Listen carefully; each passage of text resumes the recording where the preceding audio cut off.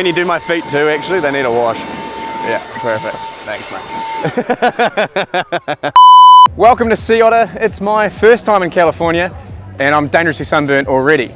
But over the next few days, we're going to see what the Californian locals are riding as their daily drivers. Let's start hunting. Well, we've found Joseph and his 2005 Atomlab. Joseph, tell us a little about this. So, got just the frame up, shock only, from one of my good neighbors. Gave it to me for free. Hadn't ridden it since 2005, the date he bought it. Gave it to me, work at a local bike shop, you know, bought parts secondhand from the shop, built her up to what she is now. So what did it come with, the frame and the shock only?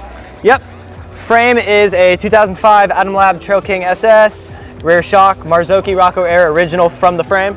And then what have you done to it since you've bought it? You've obviously kitted it out piece by piece. Yep. Maybe let's start with that front fork. I'd reckon 2006 Fox 32. Yep. Shima coated, secondhand from a buddy for about 100 bucks. That's so good. So Buddy's given you the frame and shock. Yep. Buddy's sold you the fork. What about the wheels? 26 inch, keeping it OG. 26 inch DT Swiss X 340 or 430, I'm sorry. Weigh about maybe pound and 3/4 a piece. Specialized hub on the rear, Hagley 102 tooth on the rear. Off another buddy, I bought a Nico Vink Signature reverse saddle, Nico Vink Signature base reverse stem. I got a pair of DD 60 or 70 mil rise bars, SRAM SLX caliper with SRAM centerline 160 on the rear. There's a pair of SRAM NX cranks on there with an older, I believe it's an FSA bottom bracket. And this is all parts from Buddy's, parts from the bike shop you told us just before. Yep. What's your bike shop called? My Buddy's Bike Shop. It's in Livermore, California. My Buddy's Bike Shop. Yep. Look it up. That is the name. It is legit. I need to come visit My Buddy's Bike Shop because this is unreal. One last question. Yeah. What's the favorite part about this bike? I'd probably say the originality of the frame. Nothing's been changed. Original paint, original shock. Shock hasn't had one service on it since 2005. When he bought it in 2005, he claimed it probably had only about 6 rides on it. Yep. So all seals, everything is original on it. That's so good. And it looks pristine. Almost. I mean, little scratches here and there, but How does it ride? dude, I won't lie, rides like a brick, but you know, get you from point A to B. That's so Get you have good. fun out there. Love it, Joseph. Love the attitude. Thanks so much for taking the time. Of course. We will see you Thanks out there. for having Enjoy me. the weekend. For sure. Thank you. Sweet. Well, here we are with Michael of Hellion Bikes themselves, and we've got a very special medium Aamen in front of us. Let's get started on this beautiful build. It's a 130 travel trail bike. This is our prototype, and we built it specifically for Bentonville just to test our technologies. This is an Aamen trail. Correct. So what makes it a trail? A little steeper head tube angle. We slacken it out for the slope bike, and we also give a little bit taller seat insertion so that we can run a dropper post on the trail bike. But outside of that, it's the same exact bike, no difference, same chainstay length, same everything. Sweet. And what makes this your bike? Hey, how's it going? You having a good one? Yeah, thanks. Hell yeah, you too. Thanks for volunteering. Have a good weekend. What our actual goal was to prove that we could make a chromoly bike at the same weight as a carbon bike in the same genre and have the same bike as far as in that weight range and have more fun on it because of the chromoly feel from years gone by on BMX bikes myself. As far as the gold wrap we did on it, that's with Bentonville Wraps out of Bentonville, Arkansas. This is their take on C3PO. That's kind of what we asked for, to do something with the old Jedi suspension from Canfield and throw it onto a smaller travel R2-D2 C3PO model. That's sweet. So it's really the Aamen, but it's actually the C3PO. The I9 wheels just work out great. Lightweight carbon hoops and beautiful aluminum anno spokes, and running the Canfield pedals, the mountain pedals. Okay, and what is the favorite part of this bike to you, Michael? The suspension. This is a 25 progression rate, and it just feels like a hardtail everywhere you go with it, and when it blows off, you don't even know it did it, and you're just smiling and grinning that you made it through it. That's awesome, man. That's awesome. And we missed the gold drivetrain as well. Most definitely. We got TRP on here all the way around, everywhere we could get him, and hope pretty soon have a chainring for us on here, but right now we're running the Tram Eagle on here, and a Tram Eagle chain to match it. Perfect, Michael. Well, it was great to meet you and see the nearly all-American eagle there. Thank you. Look at it, it's beautiful. We appreciate your time. No, thanks for coming for a chat. You too. Cheers. We found Miles and your outstanding size large Gemini. When did you get it? December. Yeah? Yeah. How did you get it? Well, we went to my friend's house and he was trying to downsize on his amount of bikes and I needed one. Perfect, so you got this from your friend? Yeah. For how much? 400? That's awesome. Yeah. Did your friend know what he was selling? Well, yes, he had it for a very long time. Yeah, that's awesome, Miles. And what have you done to it since you've got it? Or have you not had to do anything? I haven't had to do anything to it. And you're racing it in the dual slalom here? Yes. Yes. How did the practice go? It felt really good. Yeah? Yeah. Perfect. And have you had to do anything to the bomber fork? That is a real beauty. No, not yet. We're trying to get it stiffer, but nobody sells anything like that anymore. Yeah. What would you say your favorite part is? Just the setup, and it feels like a downhill bike. Yeah? Yeah. But you can pedal it because you've still got 3 chain rings and Right, you can do what you want. Is there anything you might want to do to the bike? Put ceramic brake pads on it. Why is that? Because since the rotors are so big, they cool down so fast and it makes really loud squeaks. Right, Yeah. quiet her down. I mean, it's a beauty, Miles. 26 inch, Yeah. happy days. Yeah. Perfect. Well, look, we better let you go and rest up for the dual slalom tomorrow. Thanks so much for talking to us. Thank you. Have a great weekend. Cheers. Well, we've made it to the campground and right off the bat, we found Pat in this tall bike. Pat, I mean, I'd ask you what size frame it is, but... we'll call it an 8XL, huh? 8XL. We've got a lot of things to cover in this. Sure. Yeah. Why don't we start with how this thing came to be and put together? Yeah. So a local builder from Santa Cruz, Alex, he did the Box Bike Collective. Yep. And so this was donated to the bike shop Cycle Works off of Mission Street. So when Sterling got it, he upgraded with some new parts, got some Cannondale slicks on there, some Kuka cranks, hydraulic brake for the rear so we can actually do stoppies and stuff if we wanted to. But yeah, it's broken a couple times from us abusing it, but it's still in commission. Yeah, I mean, look, like, start at the rear end there. Those are some pretty specific dropouts to not only have the wheel in there, but a hydraulic disc brake. Yeah, that's the pluses of knowing a handmade bike maker, right?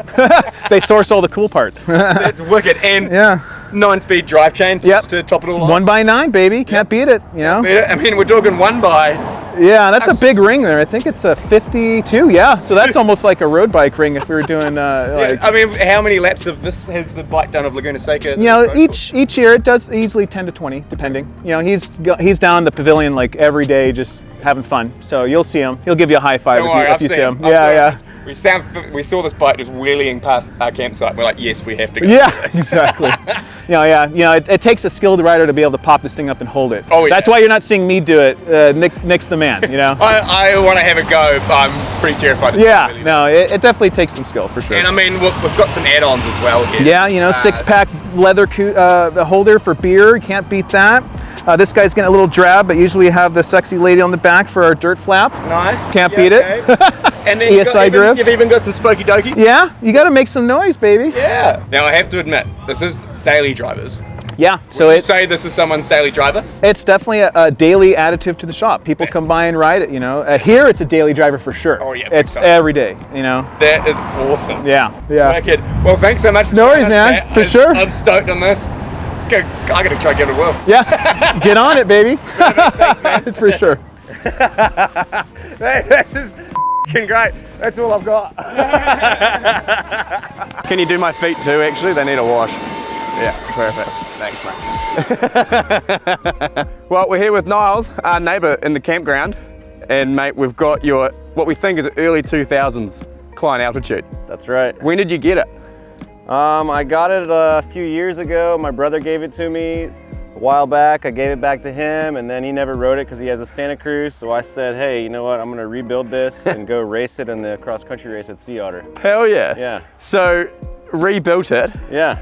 But we've kept it old school with the 26-inch wheels. We're going old school. Yeah, I'm going to keep my eye out for a potential 29er or 27.5 upgrade in the future if I can track down a fork that'll fit this head tube. 1-1/8 29er fork are hard to come by these days. Yeah, it's something that I got to kind of keep my eye out for. But that's an original RockShox Duke or Duke. RockShox Duke, yep, on the Klein, I believe it's the Attitude. Hell yeah, that's Klein Attitude. That's awesome. And you can see here, It's a 2x crank set converted to 1x. Perfect. And probably some pedals that are probably about as old as the bike. But mate, this is thing, outstanding. It climbs like a mountain goat. Yeah. And it descends just fine.